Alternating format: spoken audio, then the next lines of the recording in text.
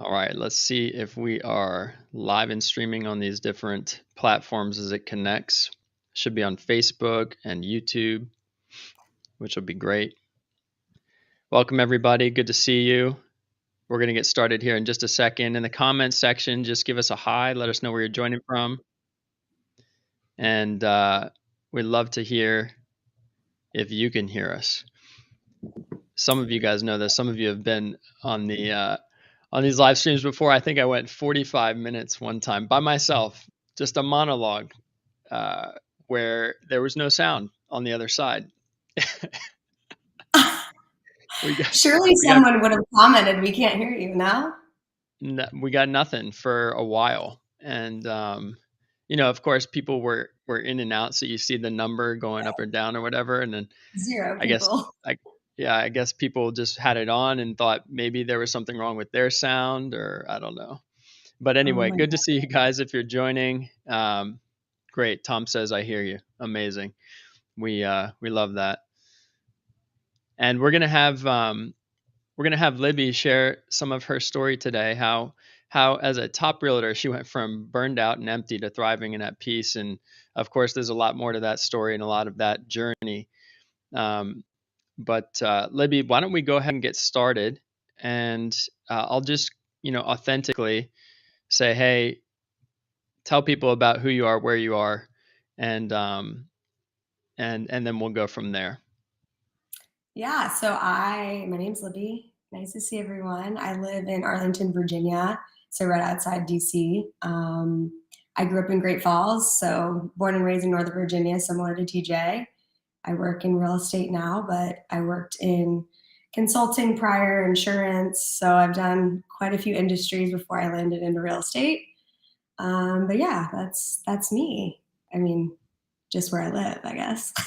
Recently married, and Married, yeah. yeah, and there's been a lot that's happened. We got reconnected. So Libby and I went to school together. We went to Virginia Tech together, and we got reconnected, kind of loose ties, friends through friends, and then we got reconnected in 2018. And so today, even just for people who are watching, the purpose of sharing today is kind of walking you or helping you walk them through your story so that they can kind of put themselves in your shoes and say, okay, that resonates with where I'm at today. And one, I'm not alone. There's somebody else who's been on that journey and is on that journey. And two, these are the things that were helpful for them and some shifts that happened that have really, I mean, and I'll let you explain what that means in your own language, but have really allowed you to change the way you experience your life. And of course, there's so much more to that, not just when you experience it different, but then also the overflow of that when you're experiencing it different, and then how you interact with people and how that affects your priorities and work and all these things. So, the topic is really around the idea of fulfillment and peace and living your life from that place of quiet confidence. And it's an internal thing, but it affects so much of the rest of your world. And so just for today, Libby, if we're kind of inserting ourselves on your journey and we rewind the tapes, because it's 2022 right now, if we rewind the tapes to, I don't know, 2017, 2018, Ooh. maybe just like a year before we got reconnected, where what was going on in life? Yeah, so I was out of consulting at Booz Allen Hamilton, and I moved to an insurance company downtown where all of my clients were basically big time CEOs of insurance companies. So I'd plan big networking events. So I had the privilege. I do think this is an important point of meeting a lot of people who were later on in their career at an early age, and I was very intentional about asking them questions about what made their success, how they got where they were, and really what really mattered. So around then, I was working hard. I loved my job. Everything was going well.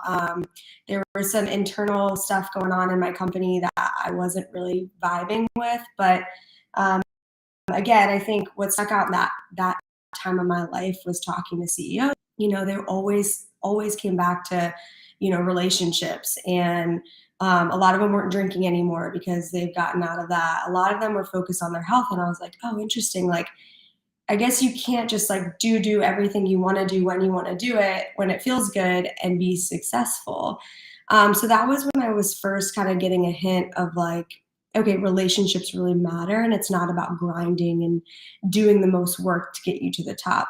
And also the ones that were doing that, you could kind of tell they were getting closer to retiring, and they were saying like, I kind of regret that. Like, yes, I work hard, you work hard. We all love working hard is something that is admirable and great. But I think there is a time and a place for it, but also like where it stands on your priority list. And so that was starting to get a feel of that. I, long story short, basically was let go from the company. And that really like threw me on my face because at that time, my job was everything. I do 110% into everything that I do. And I got a raise recently. And so it was just very confusing. I had some people saying this doesn't make sense. I had politics within the company saying this is what we're doing and not explaining why. But I do remember, like I said in the post that you posted, DJ, I just remember feeling there was something bigger going on in my life. And to be honest, I was really discouraged I was working really hard, but I was discouraged at what I was working towards. I was like, okay, so I work really hard, I grind, and then I'm not rewarded for that. But not only that, but I have other people saying they're at the top and they did that and they're not happy. So I was like, this sucks. I was like, what am I working towards if I'm really putting in the work? And I didn't have any motivation. I was just, I was driven to get a job because honestly, I probably had a little more of my identity than I should have in my job. So that was a driving factor of getting a new job and performing. But I was really discouraged looking around me and being like, this is it. Like, Mm. we go to work, we work really hard. You see these people like living the lifestyle, but when you really get them behind closed doors, they're not as happy as you really think they are. And so it's like, well, then what am I doing with my life? And so I kind of had this like internal struggle of like, I want to work hard. I'm a really hard worker. I want to succeed. I'm money driven. I love the Lord, but I don't have anyone to like emulate, or I don't really have anyone that I'm like, there it is. Like, that's what I want to be when I grow up. It was kind of like this aha moment of like, when you told me, honestly, on the phone, well, you need to start being your own role model. And I was like, dang, like, I think you're so right, because I was looking for someone that I could be. Like, I was looking for someone to be like, hey, that's what I want to do. And no one in front of me was doing it. Granted, there's definitely people I met along the way, tremendous people, like, and people that when I got fired, they were CEOs of million dollar companies that would call me every day and say, I'm not going to stop calling you till you get a new job. People like that you're just like, dang, when relationships matter, it really matters to you. Why? Because I can't give you anything right now. Like, I'm a little 26, 27-year old.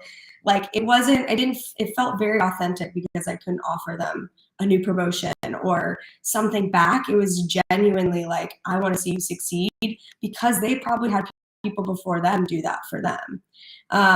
So I think if I've put myself back in that 2017, 2018 range, my life was completely flipped upside down. I was completely just, I was devastated. I was just like, what's going on? But God just kept saying, like, nothing is going to make sense all the time. Like, nothing makes sense when it's my doing, because you don't have my brain. You don't have me. You don't have my power. And that really, like, I clung to my faith more than ever during that time. And that really got me through that period of time. Uh, So this was 2017, 2018, in that like, window that, somewhere. probably. Say again. I've said I'm bad with like actual years and timing. Oh, I feel sure. like I've been in real estate for like 2 years. Like, it's been 6 years. Like, okay. Yeah, Um, we're gonna estimate, but what I'm just gonna recap because some people may be joining and missed a couple minutes, or they're trying to get caught up and filled in. And what I'm hearing is 2017, 2018, you're having this realization of, okay, I can work hard, what's the purpose? I can pursue the life that other people have in front of me, but that's not necessarily me. Even if they're good people, even if I have things that I admire about their life, it's not my thumbprint. It's not my version of it. And so there was a bit of discouragement that was maybe culminated in I'm I'm getting a promotion and then getting let go at that same company, or I'm getting a raise and then getting let go months later or weeks, however long that was. So confusion, discouragement, and this question around, well, if this is a reset, what am I really doing any of this for? I can be driven, I can love the Lord, but like, how do I put all of the pieces together? Because it doesn't seem like just working and working hard and making more money is the answer. So you were given this opportunity, what I see as a real blessing through loss or recognition that maybe identity was tied too closely to work. Not that identity can't be tied to work, because I think it's actually healthy because we are made to work, but maybe it was tied too closely to work. You were given this opportunity, is what I'd call it, through loss or the loss of a job to reevaluate. And, maybe 2018, you're in a new role now, right? And what are you thinking in terms of like during the evaluation process of your life, not just work? What are you thinking in terms of, how you're going to do things different at that point?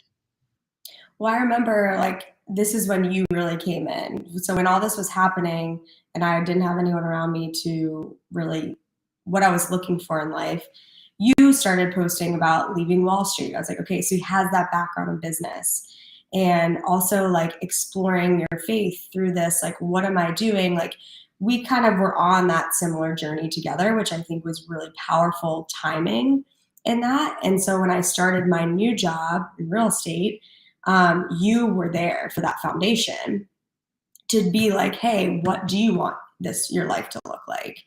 And so I think from there on out, my goals were, again, just rediscovering like what my purpose was and what I wanted in life. Because at that point, I was like, this isn't it. Like working hard, moving up the corporate ladder, becoming a CEO one day. Great. Yeah, I'm sure there's a lot of fulfillment along the way of that, of course, which is great. But this whole grinding until my health is out of order, I my anxiety is through the roof, and then for to do what? Like to make money, but then not to enjoy it because you're so miserable. I mean, that's like I knew in my new job that wasn't going to be the case. But in those first couple of years, like in real estate, if anyone is on here that's on real estate knows that you have to grind in those first couple of years to like get your brand up and get moving.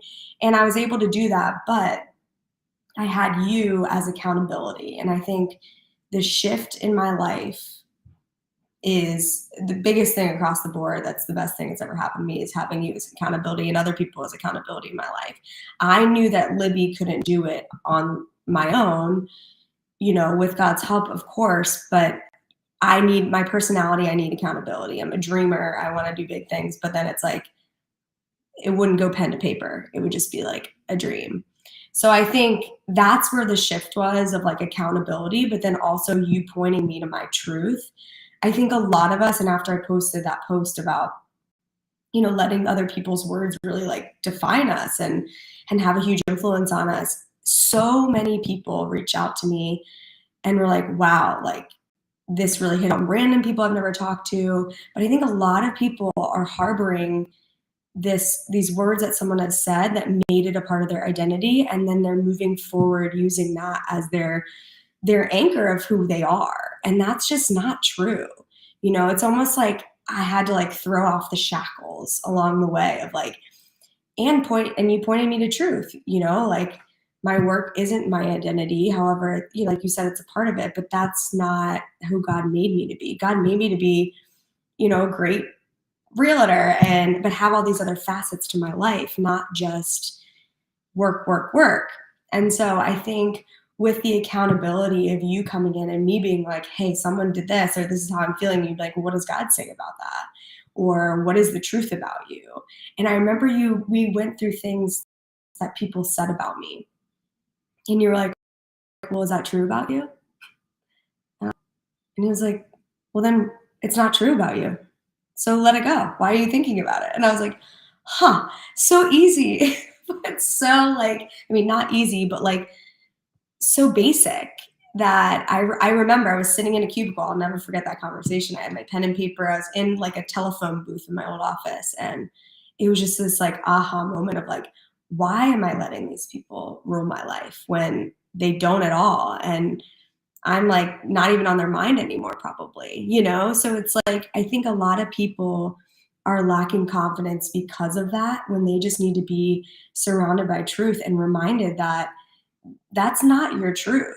Like, you know your truth, and God made you way more for way more than for someone to put you in a box and say, this is how I feel about you. And by the way, most of the time, the people saying that is due to like their their issues, politics within the company. It has nothing to do with your how you do your work and how good of an employee you are or how your integrity is it a lot of times it doesn't have to do with that. It has to do with them and something else going on, but they're pointing fingers.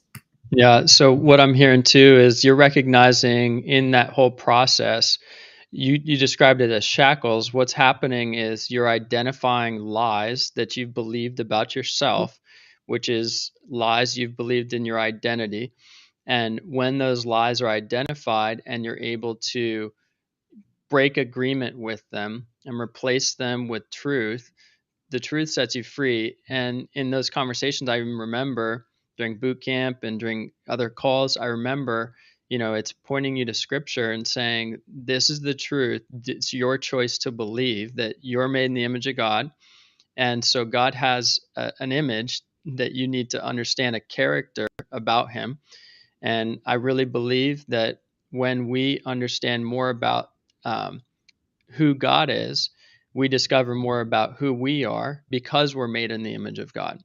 Mm, And so for people, I think the whole journey of what you're describing in self-discovery, for people, one of the struggles is they look too much in themselves and it becomes empty. It's without God. And the journey of self-discovery is really God discovery and who you are, as you're made in the image of the creator, as the creation being made in the image of the creator who you are, and then choosing to agree with that, right? And mm, that's the other part is there's this choice. And I think what you're describing in that telephone booth moment, at work, is there was this choice that essentially all I was doing in that moment, whatever God was empowering me with, but all I was doing in that moment was just going, hey, okay, here are your options. Here are your options. You choose. Right now, this is your choice. This is a person who is, I don't know their context, but all I'll say is the enemy used that person, okay, to influence the way you're thinking and the choice that you made consciously or subconsciously, unconsciously, somewhere along the way to believe something about your identity. And here's what God says. So you get the choice as to what you're going to come into agreement with. And your choice is then going to dictate how you live your life, right? If you live your life out of the agreement with a lie, then you will feel like it will never be enough. And if you live your life out of the agreement with truth, the truth sets you free and you will have that freedom internally and live your life differently, and it will be less from the place of trying to earn approval from man and more from the place of I'm already approved by God. And so I remember there just being this moment where it's like, hey, there's this choice, there's this opportunity. And that was then on you to say, okay, this is the choice I'm making. And that's not mm, just a one-time thing, that's a all the time thing. But little by little and all at once, one small decision change, another decision change, another decision change, and you end up on a different path and a different trajectory. I guess a different question I'd have though is, you talk about accountability and the value of having people speak into your life. Maybe one of the reasons you ended up in that place is because you were unconsciously giving too much authority to certain people to speak into your life up until that point. And so you were then looking for different people to speak into your life, but maybe cautious about who those people would be because you realize the damage that can happen if you have the wrong people speaking, right? And it's Mhm. not necessarily just right or wrong people. It's also like, do I give God authority to speak into my life first and last? So no matter who it is, because we're all susceptible to fail, do I give God ultimate authority as the dominating voice in my life? So that's just a nugget for somebody listening. But there is some discernment between who are the right people to give permission. As you were thinking about maybe your different ways of approaching this problem of question of purpose, direction, fulfillment, how you navigate all of this, put the pieces together, it sounds like you'd tried a few different things. Maybe there were mentors that called you. Maybe you had small groups, podcasts, books, journaling. So what was it that for you, you talked about maybe I had some anxiousness, anxiety. I know you've talked about that on the podcast in the past. So you're struggling with all these questions. Maybe it's affecting your health. You're starting to realize you're losing direction. You know you're going to work hard in life, so that's not the question. It's just more like I'm not really motivated and clear on what this is all for. What other things were you considering at the time to try and, like, I don't know, for lack of a better word, resolve this lack of contentment? Well, I think this actually brings me back to sophomore year in college because I didn't really get serious about my faith until then. And I see a lot more of that back then that I learned to not do in 2018. And if we backtrack to college, it was, doing everything you can to fulfill happiness or talking to anyone that would talk to me. And then I realized that the Lord is the only thing that's going to give me truth and healing. So, granted, a lot of podcasts, people who are following the Lord are great resources as well, in addition to going to church and all those things. But I do think during that time, I really did soak in the Word of God so much and just saturated my entire life with it. And I didn't, if anything, I didn't really let a lot of other things get in during that time. Like I remember I even started like just journaling like all throughout work when I was miserable. And I would go through like the entire Bible and just start going through verses and like arguing with God, like, why is this happening? Like, what is happening here? And um, so honestly, that worked for me. I've never been someone that is for, I used to be like a self-help book or, a quick fix. I 100% was that in college. But I realized, thank the Lord, at a young age, that would never fulfill me.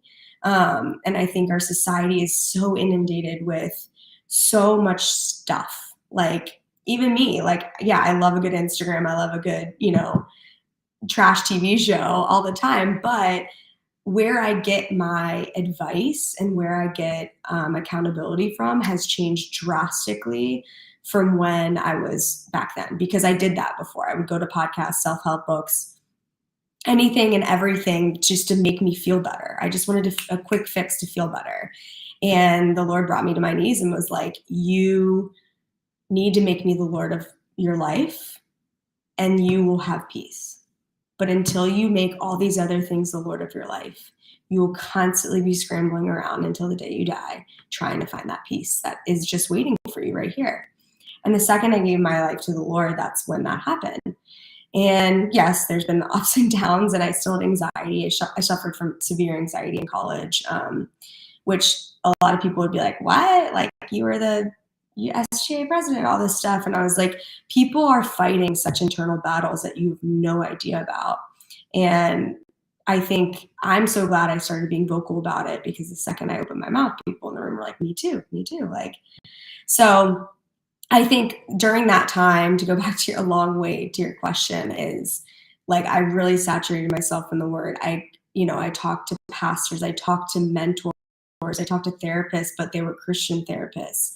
I talked to, friends that I knew that would give me sound advice. And I prayed a lot. And I think looking back, that was really great. And yeah, again, I talked to people who were older than me and who were in the industry. But I think, TJ, what you were so key for me was you had the faith and the business background.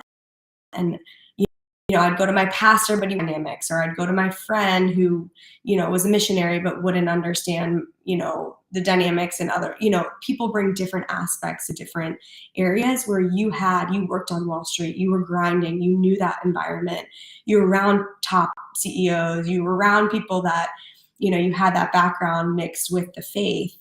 And I was like, finally, someone that like is on this journey with me. And I think a lot of people are on that journey. They're just not vocal about it. So like you'll see a CEO or someone, but they won't mention their faith. So I think maybe deep down, once you get to know them, it's there. It's just hard to find someone that's going to vocalize that to you and be like, okay, you are trying to seek the same things as me, but also have this entrepreneurial mindset and want to thrive in business. And that's good. That's a good thing too. Yeah, I think the big thing that you're talking about here is this intersection of, you were, well, let me take a step back. You were recognizing that the only way, true peace starts with letting go of worship of other things and choosing, Lord, I'm going to worship you. I'm going to follow you. We all worship someone or something, by the way, if you're listening. And if that word doesn't make sense to you, worship, that's a word that changed my life. And when I've had, big screw ups in my life, um, the root of that is worshiping someone or something other than God. And when I've had the biggest unrest in my life, that is the root of that. So you got to recognize y'all worship someone or something. We all do. And the question is, and again, back to what I said earlier, it's not just a one-time thing, but the question that you're asking is like, who or what do I worship? And how is that reflected in my day-to-day life? And it's a practice. It's something that really you have to keep front of mind. But there is something deeper than an intellectual exercise. When you said, just God brings me to my knees and says, "Hey, if you really want peace, make me the Lord of your life," and that's a choice you get to make.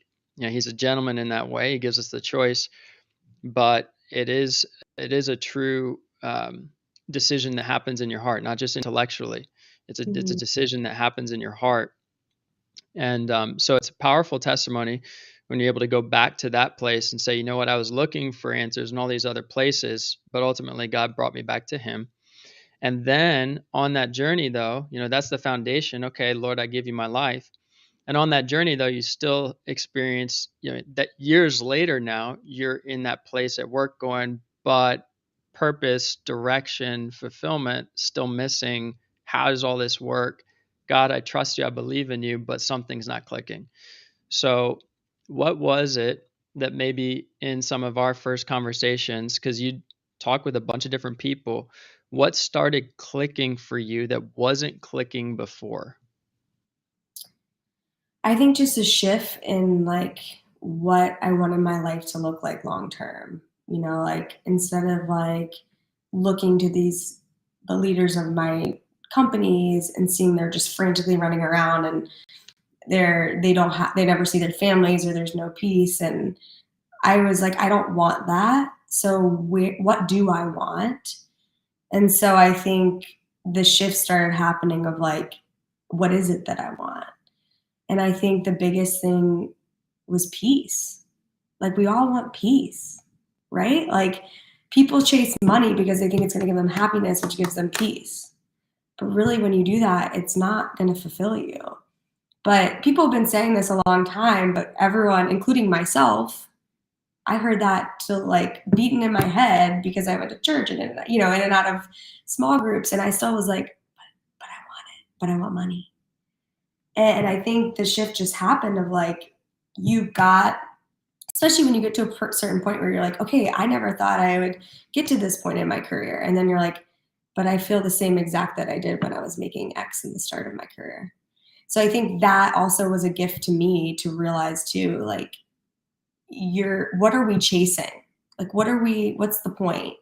And I don't know if I'm like answering your question, but like, what is the point of like, where are we going with this? And I was like, I want peace in my life. And I want to be able to be an entrepreneur. I want to be able to be a good businesswoman. I want to operate out of integrity in all that I do. I want to follow the Lord, and I want people to know that I'm about the Lord and that my company will always be founded on that. And ultimately, stuff have while having peace. But I think when you keep the Lord of your life in the center of your life, you will have that peace. But it's when I Hmm. start shifting, okay, I want to grow my business and I want to do this. And it's not, I didn't ask the Lord what he wanted for my life first.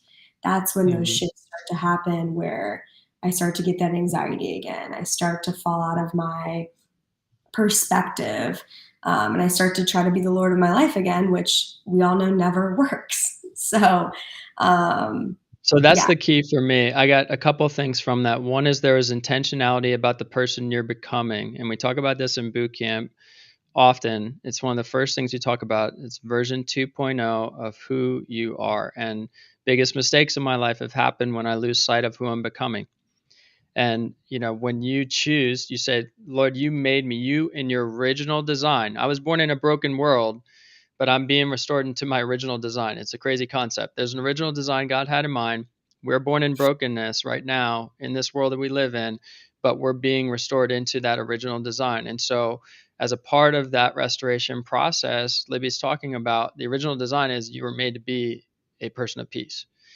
And it's the person you're becoming starts above, or the priority is the person you're becoming before what you're having and doing. And so, what you're recognizing in just the process, the internal process that you're sharing over the course of those years is there needs to be more intentionality with the person I'm becoming because God gives us a choice.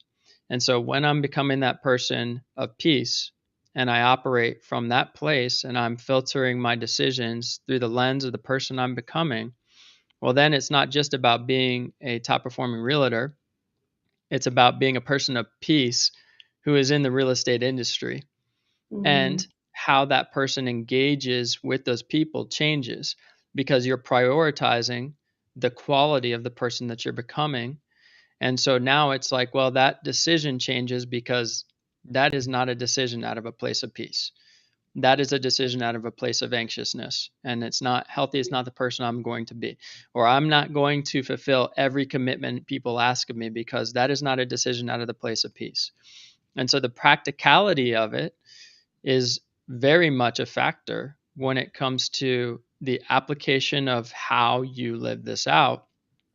It's not as easy as I wake up, oh Lord, you're the center of my life. Like I sometimes that would be amazing. Lord, I would love that. Yeah. But but there's like a real intentionality. So there's a focus on the person you're becoming, and there's an intentionality to align yourself with decisions that are going to align you in all areas of your life. And one of the first things that we talked about in the idea of, well, how do you start being that person, was we had to address the lowest hanging fruit, the big domino, the thing that's going to help everything else. If you knock it down, it's going to affect everything else in life, and that was health.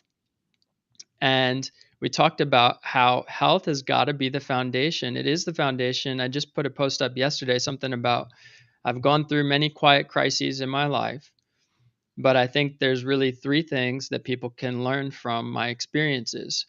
One was God provides. Okay, God provides whether to get you through it or get you out of it. He still provides. Number two, and I don't remember what that is. You're going to have to look at the post. And number three is health is your foundation, even for your relationship with the Lord. And this is a big piece that's missing for a lot of people, whether it's in churches, whether it's in a therapy office, whether it's in coaching, whether it's in the workplace.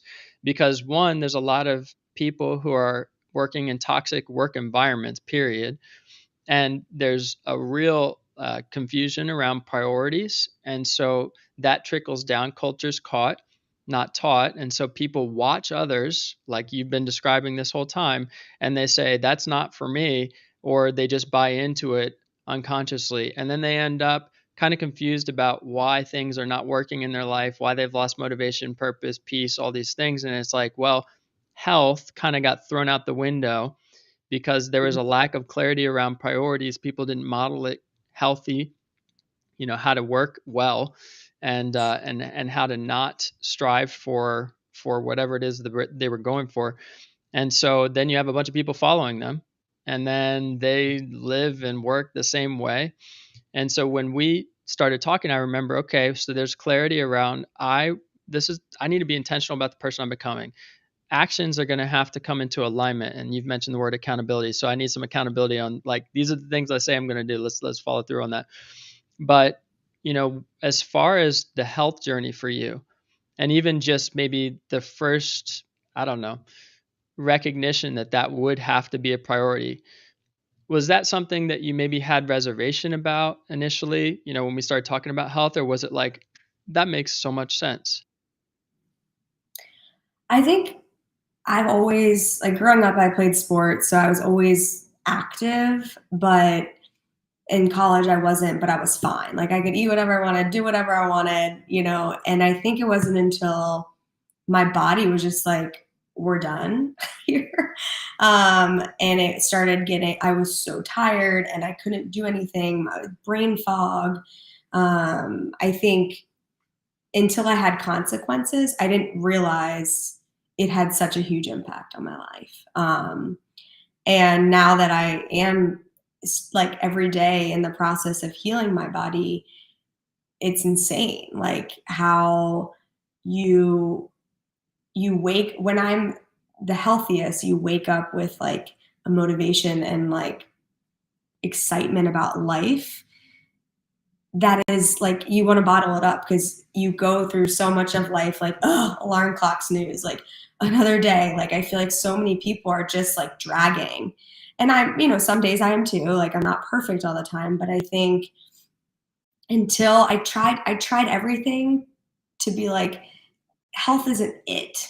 Like, maybe I can do something else and do this. And it wasn't until I had to start, like, accountability of being like, your consequences of, like, how many times you go to happy hour a week, what you put in your mouth at lunch, those things now affect me tremendously. And so I have to put up boundaries in order for me to be successful. And I think I'm 33 now, I think. um, so I think at this age, I think people, like, we all want to do what we want to do when we want to do it, but then we wonder why we're, like, dragging all the time. And I think, like, if you really want to get your life on track mentally, and gosh, how much food impacts your brain. Like, that's huge. And I think you cannot be successful unless you have your health. I was diagnosed with Hashimoto's. I'm certain maybe some people on here have that too. And that devastated me because I was like, something's wrong with me. Like, but my body was just like, you're on a course that's not good. And it's not long. You're not going to be here long term if you continue on that course, nor will you be successful in the things you really want to be successful in, like business. Um, and I don't know. I just feel like I would ask a lot of people who are, like, still living that lifestyle. Like, I was just like, how much longer can you do it? Like, what are you gaining from doing that? And I remember just being like, again, backtrack to, like, before, like, not only in business, but I always ask people that are like, they won't get down to the root, but I'll just ask them, like, are you happy? Like, are you happy with what you're doing right now? And then they're like, that simple question, a lot of people are like, no. I'm like, okay, well, why do we do it then? Why do we keep doing the same thing over and over and expecting a different result? And so it wasn't until I had real consequences on my health that I think I got serious about my health. And, I wish I did sooner, but, it's hard. Like, if you can get away with doing stuff and bare minimum, a lot of us do that. But once you're on the other end of, like, actually putting in, implementing health things during the day that are easy, or not, and I cannot stand complicated diets. I'm not about that. I try them all and I fail within a day because DJ knows I just can't handle that. But there's easy ways to do that. But I think it has to be a mindset change too, that you're ready to, like, do that. And it's a journey. It's not like, today I'm going to be healthy for the rest of my life. It's like putting small things in place throughout. And then, like, you get to a point where, like, wow, those things really are adding up and paying off. and are easy to implement in my everyday life. Yeah, you named two things that are very key. Number one is you said the word earlier, you said perspective, and then you just said mindset. And this whole journey that you guys are listening to right now is about one thing, which is Libby being transformed by the renewal of her mind. You'll hear her talking about how she once thought a certain way and now she thinks this way. That is the practical thing that the Bible talks about, Romans 12:2, of being transformed by the renewing of your mind. And when you have this transformation, there's a real process happening. You become aware of something, you accept that something needs to change, you take action on it, and you have accountability. That iteration of awareness, acceptance, action, accountability is what you're hearing throughout this whole story. And it is the process of being transformed by the renewing of your mind. So that's the first thing that she said. It's about mindset and it's about a perspective and that process of being transformed by the renewing of your mind, which changes your decisions. And the second thing that she said is recognizing in that perspective change that it is a journey. Something that really sticks out with me, a memory of something somebody said. Um, but it's you can't change 10 years of poor lifestyle decisions overnight. You can't, and you can't change 10 years of poor lifestyle decisions even in 10 days or 10 weeks or even for some people 10 months or even 10 years. But the good news is your body wants to heal. Our bodies are designed to heal, they're designed to recover. What people don't understand is that they need to do the things that are going to help their body recover, to help their body heal. And so, Libby, I remember just even in some of our conversations, it's funny because you said what drew, you to some of our conversations initially was the faith and business together. But what you didn't know is that we'd start with health as a foundation because that's going to be the domino for everything else. So as soon as you get clear on the vision of the person you're becoming, I'm becoming this person of peace. Okay, great. Well, guess what? We have a spirit, soul, and body, and our body needs to be functioning somewhat properly for us to even have any practical peace. Now, of course, God can intervene, but there's something called like the law of gravity. It's here to give us some predictability so that we're not just going through life wondering if we're going to be able to put our foot on the ground the next day when we wake up.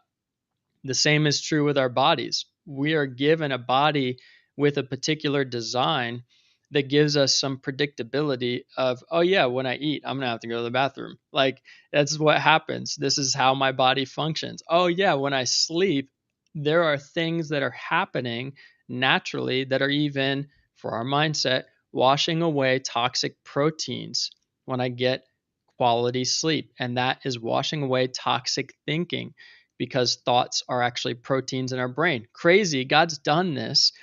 All we got to do is just kind of follow the principles of his design of how we're made to live. And it's amazing that our bodies function properly. They recover, they heal, they get healthy.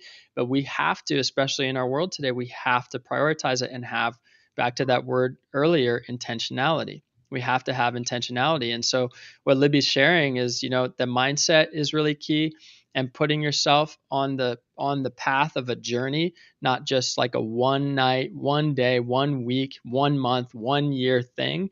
Putting yourself on the mindset of this is a journey and it's going to be a commitment. And each day I can do small things that I can do consistently so that I can see confidence grow, momentum build, and then continue. And guess what? It might not be perfect. So, Libby, just on your journey, as you're thinking about things that maybe have gone well, have you seen any regression on the journey? Or have you seen any moments where it's like, I was going up, up, and things were going great. And then, things kind of came back down and I was a little discouraged. Has that happened? I mean, all the time. I think in the beginning, I thought I could do like bare minimum too. Like I would work out here and there, and then eat whatever I wanted, and then be like, oh, gosh, why do I feel bad? And it got to a certain point where I would and then I'd get healthy for a week, and then I'd regress. But I think with time, I've realized again, it's not fun to be in that place. So not prioritizing my health is not fun. because there's real consequences to that now. It's not like I just, a few hours in the morning don't feel good. It's like I can't like function all day. Like my brain is just like foggy. So I think I've gotten to the point of finding like core power yoga, which is an actual workout, which you were like, you have to like it. Because I would go through like all these different, in Arlington, we have like 75 different places you can work out, which makes it even harder to choose like what you want to do. But find something you really enjoy because you'll do it. Or like start small, like go on a walk. Like I would look at my like, you walked 300 steps today, and it's like, oh my gosh. So like even just little things like that, I think I've realized like it's triggered me, at night to be like, okay, what did I do today? And if I didn't, I know that where that feeling's coming from. It's because I didn't eat well or I didn't work out. So now I prioritize those things more because there are real consequences. And I just, you feel so much better. And again, it all comes back to peace. When I Yep. eat well, when I'm not working out, I get anxiety. If I have, drink for 5 days straight, I'm going to have anxiety. So it's like A plus B equals C. I mean, you know the answer to how to fix it. But that's hard. I mean, especially me, I get it. Like, cause I love to have fun. I'm a social, butterfly. So I get it. But I've had to put up boundaries of like, if someone wants to get a drink with me every night of the week, I have to say no. I'm like, I'm sorry, I can't do that. Let's do coffee or so. There's a time and place for everything, but I think, it's not going to happen overnight. And until you actually get serious about accountability in your life of other people telling you, hey, Libby, you said you were going to work out 5 times a week. But again, like even that, like if someone's going to nag you, you're not going to do it. So like you have to want to do it and see the benefit of it. And I'm seeing the benefit of working out, 5 times a week at least. And if I don't, I see the consequence and I'm like, dang, like this sucks. So I want to be motivated to do it. But find something you enjoy because then you will do it. And again, like, if you don't like heavy lifting, then don't go to a heavy lifting gym. Like find another workout that you like. So And the key here is like you're recognizing, and this is important not just for health, it's just the whole spectrum yeah, of what we're talking about is you have to recognize the consequence and you have to recognize the benefit. And most people haven't one recognized the consequence, whether it's health or other things. And I've lived this. I understand this fully. And so therefore they just continue doing what they're doing until you fully recognize the consequence of this is the consequence of these thought patterns. This is the consequence of not prioritizing being intentional with my health. This is the consequence of not having boundaries. These are the ways that it's showing up in my life. And when I do it, when I actually have intentionality with health, have intentionality with boundaries, have intentionality with my thought life, actually, this is the benefit. And the consequence has to be a reality, but the benefit has to be so good that you're willing to just say, I'm going to suck it up because the benefit is way better than the consequence or the short-term satisfaction of what then would lead to this really unhealthy consequence in my life. And so the recognition of those two things, if you're listening, I would ask you, have you realized, like Libby is describing, have you had that wake up call to recognize the consequence of not prioritizing health, having intentionality around that, and even your boundaries with schedule and people and your thought life? These are things that are really key, a part of the whole journey that, when people start, for example, boot camp, these are the keys that we're looking at because it's a common pattern or a common theme of ways that people get derailed in life. And when you start with those simple things, with the basics, you'll really start to see there's small things that make a big difference. Small things make a big difference. But like Libby said, it has to be your choice. And one of the ways you can start to make that choice is first recognizing, wow, these are the consequences. And most people don't because they have what are called blind spots. Things that they don't fully understand are affecting them, causing dysfunction. Libby's example was I didn't necessarily see how consequential my health decisions or my daily decisions were to my health until my body test results come back and my body says, hey, I don't like this. I don't like this. And you can't keep doing this if you're going to be healthy, have energy, be motivated, and even sustain a legacy that God wants to give you in your life. really important things. Libby, I just a couple questions as we're finishing out. I'm curious what, you'd been an athlete, you'd worked with coaches, and I know what kind of our working relationship has been not like that, but it's the idea of I've had coaching in my life. And I'm just curious what was like, you had pastors in your life, mentors in your life, all these others. What was a big reservation for you when it came to even making a decision for us starting to work together years ago? I think, and you mentioned this, like when people start talking about themselves or being vulnerable about issues they're facing, you start to be like, what's going on in this deep end? Like, what's happening? And I think our culture is getting better about talking about it because I think more people are realizing they're hurting.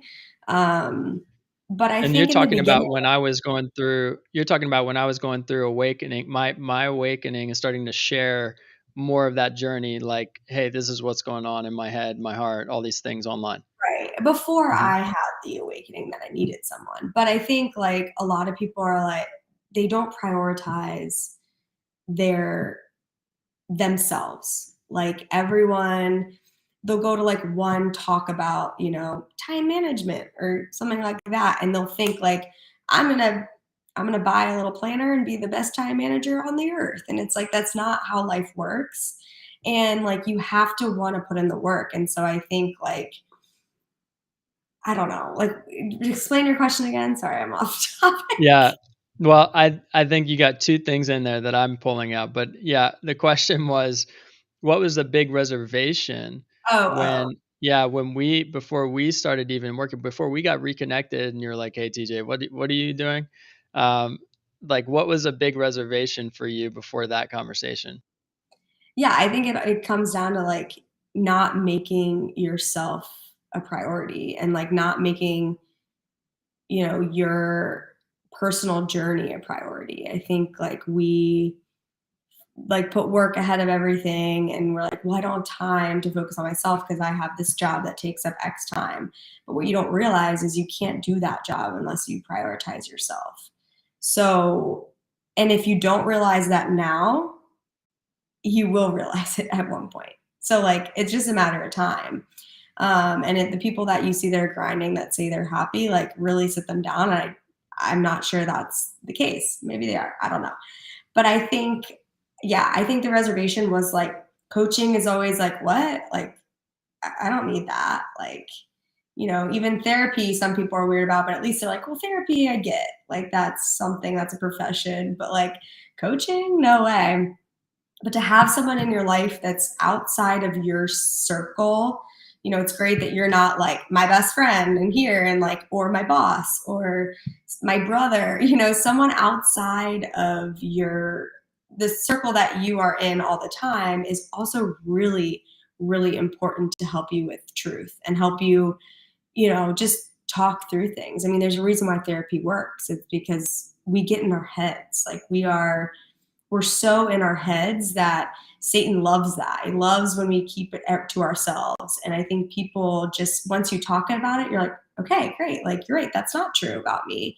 That's not true. So I think I had reservations. I didn't know what I didn't know. And I think coaching was something that was never really a thing that I heard about or like if I heard coaching, I heard like Robbins, and I was like, I'm not going to some conference center and jumping up and down with like streamers and being like, yeah, I mean, if Tony Robbins works for you, great. But like, that's what I saw as like a big seminar coaching session. And again, I've sat in those things. I've sat because of like, I was in corporate America. So we'd have these team building exercise. And I always left there like, I either knew that or like that just was not deep enough. Like it touched the surface, but it wasn't like, it didn't really get to the root of the issue. So I think that's, again, I'm saying why I love coaching, but I did have some reservations at first because I thought it was like something I didn't really need. Yeah. Yeah, and I mean, you're hitting on a couple things here. I'm going to bring up a question from Elsa. which is a great question here in a second. But you're hitting on a couple things, which is, well, one, is this going to be just another therapy kind of thing where I'm sitting in my feelings and not really moving forward? And two, if it's a You said coaching, that you're like, I'm not a therapist. I was like, okay, got it. yeah, I'm not a therapist. Not here. Yeah. Two is and I'm very confident about that. Two is the idea that, well, maybe if it's not the therapy thing, maybe it doesn't go deep enough and it's just this time management, get your book planner and let's just do these, 1, 2, 3 exercise and boom, you're out of here. And then three is, well, if it's not A or B and I don't have context for C, what the heck is it? And it's super funny because I don't really have a good way to describe it still to this day, 7 years later. But I will say that there's an element of mindset, strategy, and tactics that need to stay in balance, that people need for them to succeed. And you can't just approach things on the surface level, change your habits, change your life, because honestly, at the root of people's difficulty um, are our core beliefs, are things that actually spiritually are lies they've believed, bondage. There's a lot of supernatural underlying all of these things that keep people stuck doing certain things, patterns that they live in. Sometimes it's generational, sometimes it's doors they've opened themselves. And you do have to get to the root to change the fruit. Um, Things that I thought in my life, man, I thought I'd gotten to the root of so much because I've been through this inner healing, deliverance, done coaching, I've done the counseling for years, I've done all these things. And then I realized even this year, I was like, whoa, there's this root over here that never really got addressed and had to get pulled up. And it was not, it was painful and it was difficult.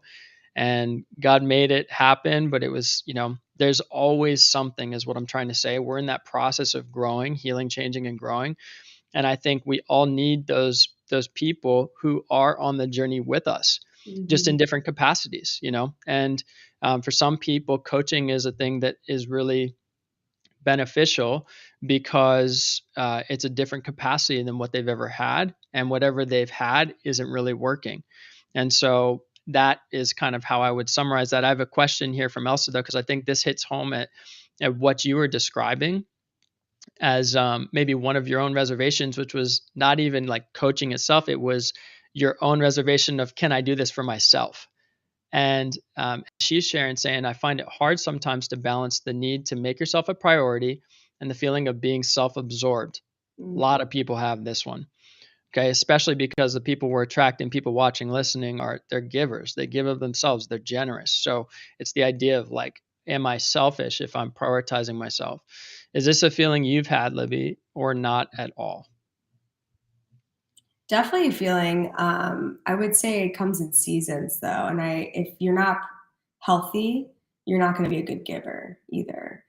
And so I feel like I was also at a point in my life in 2018. I was leading Young Life. I was doing all the things and like leading Bible studies, and everyone was like, be like, I think you need to let go of some things. And so I think because I wasn't being the best version of myself, because I was giving so much of myself to other people, but not getting poured in. So I think seasons of my life where I know that I'm not going to be a good giver so I need to focus more on myself. And then there's other seasons where I feel really great and I'm in tune with the Lord to tell me like where I need to be giving and where I shouldn't be. I think a lot of it has to come down to like praying. I was talking to my coworker the other day about this actually, because we were like, there's such a balance of like not being someone's savior because they need to find the Lord, but also being there for them. And I think, again, it comes down to asking God the places in your life that need healing, because if those places heal, your giving will overflow. And so I don't think it's selfish to focus on yourself. Um, I think again, there's seasons for different things, and the Lord wants to heal you in ways that you may need healing, and then you can feel the need, to give as much as you can. I mean, I think people that have that mindset, you're probably already giving a lot more than you are tallying because you're so focused on giving, if that makes sense. I think people who are like, oh, we can't do this because it's not. But if you're thinking that way, I have a feeling you're giving a lot more and not being as self absorbed as you think by spending time for yourself. And a lot of this stuff is when you wake up, health stuff, like doing behind closed doors that you're not around, you don't have the opportunity to give all the time. Um, so I hope that answered your question.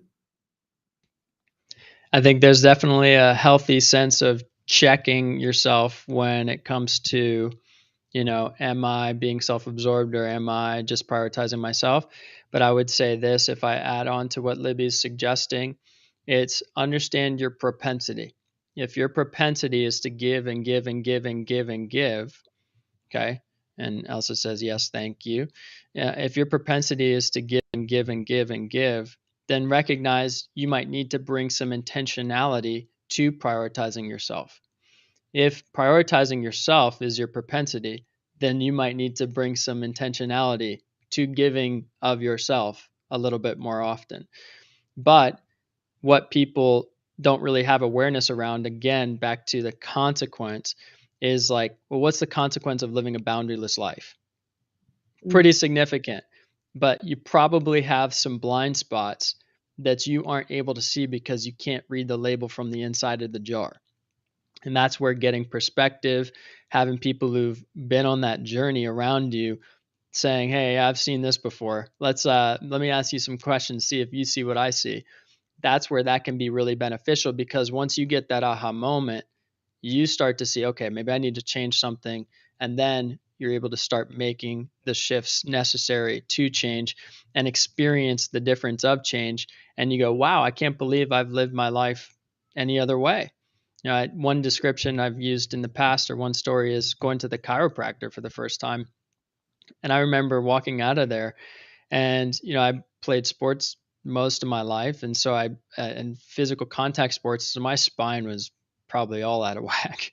But I go to the chiropractor for the first time, and it was after my dad died, and I'd just been it might have been before, but it was a during that time where it was super difficult emotional stuff being stored up in my body from years past. I didn't realize, and then it was all coming to the surface at that time. Anyway, I walk out of there, and I remember feeling like a complete shift in everything in me.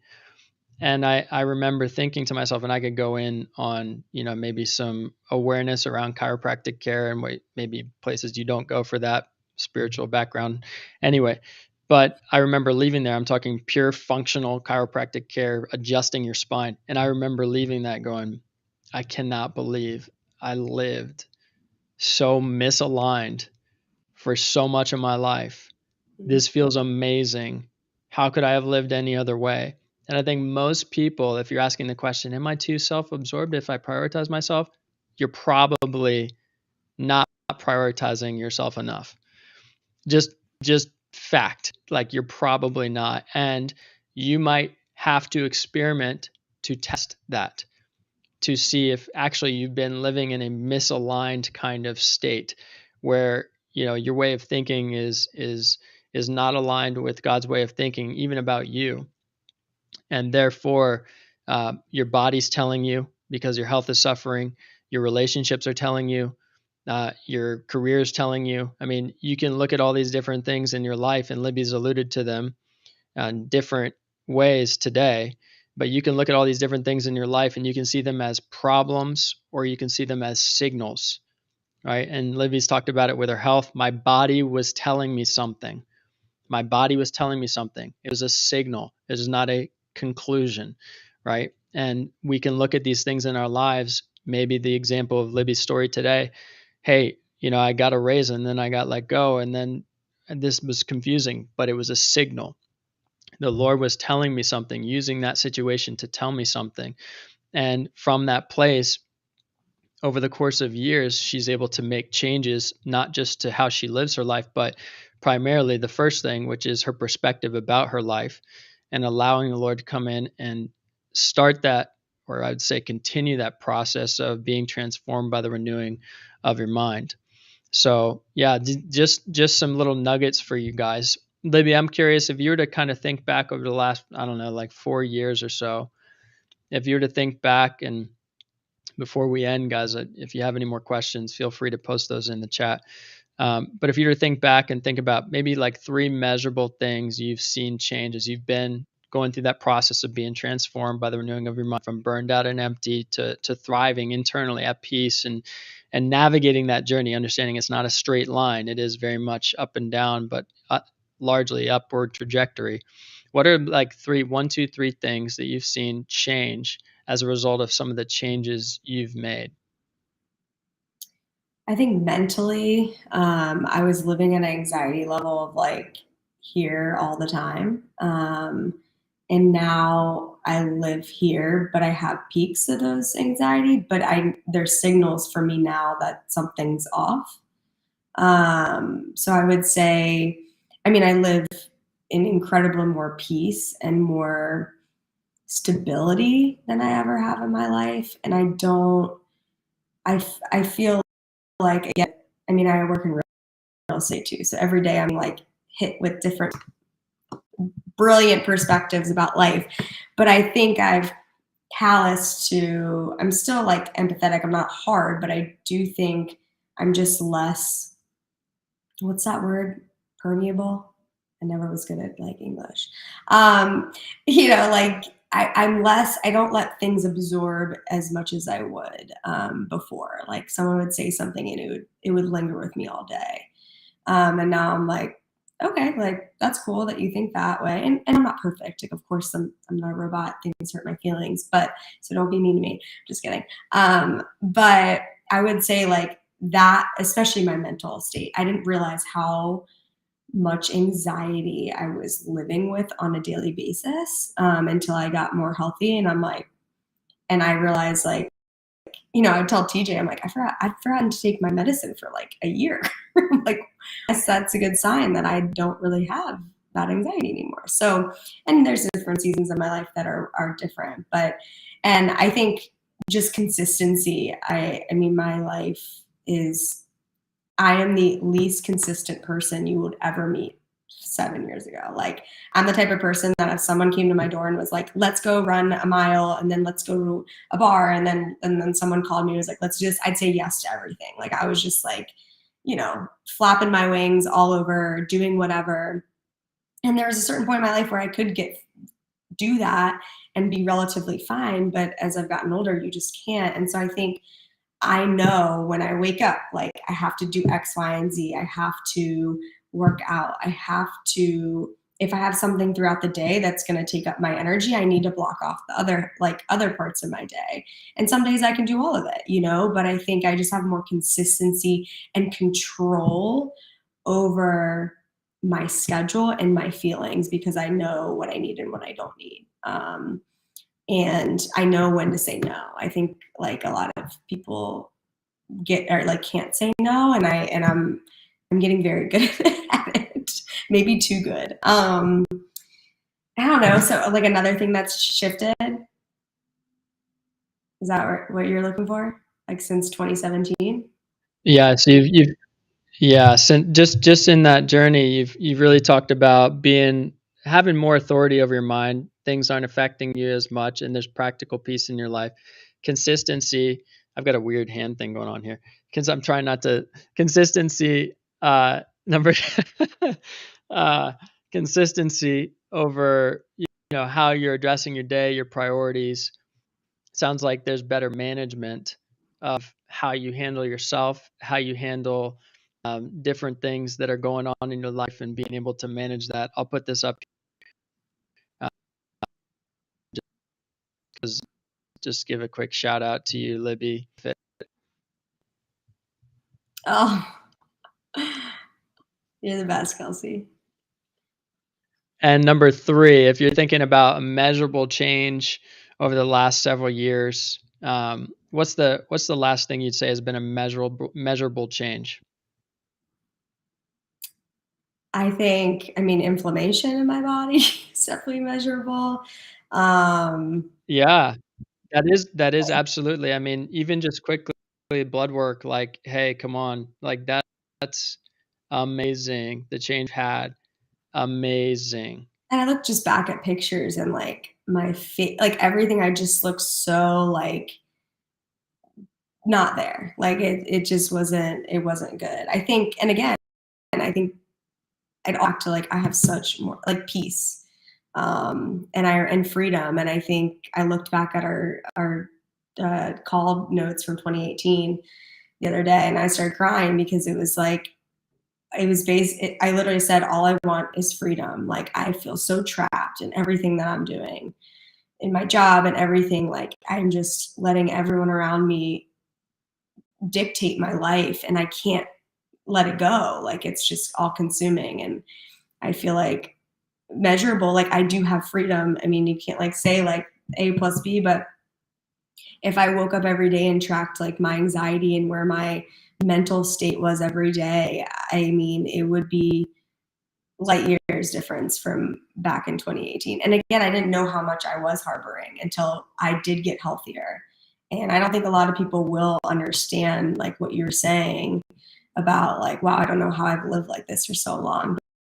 But you don't experience that until you like even 10 days of like happiness. If you like, you're like, wow, I can't believe I don't live like this every day. Like I've been missing out on so much, but you have to put in the work to experience that to understand where you are currently. Because like you said, there's a lot of blind spots. Um, but yeah, I think a lot of mine is like mental clarity and just I I had panic attacks in college. Like I was like far end of the spectrum of like very anxious human being, and I thought I was never going to get out of that or find healing in it. And I remember my therapist the first day walked in. This best thing she ever said to me was, "Anxiety is very curable." So if anyone has anxiety out there, you're not alone, and it's very curable. That is major key, recognizing that our body does want to heal, that the state that we're in doesn't have to be the state that a conclusion for the rest of our lives, right? Recognizing that there's hope. And I would even just add this for anybody who's, it doesn't matter whether it's anxiety or anything else. I know somebody else that have really bad hip impingement. First doctor they went to see, basically no faith, no hope, strictly by the facts of what they know, which by the way is limited, right? I don't care what kind of doctor you are because God has a way different perspective on the world than what we do in our own little world. And one of the first things they were told was like, dude, you're going to be this by this age. You're never going to do this, blah, blah, blah, blah, blah.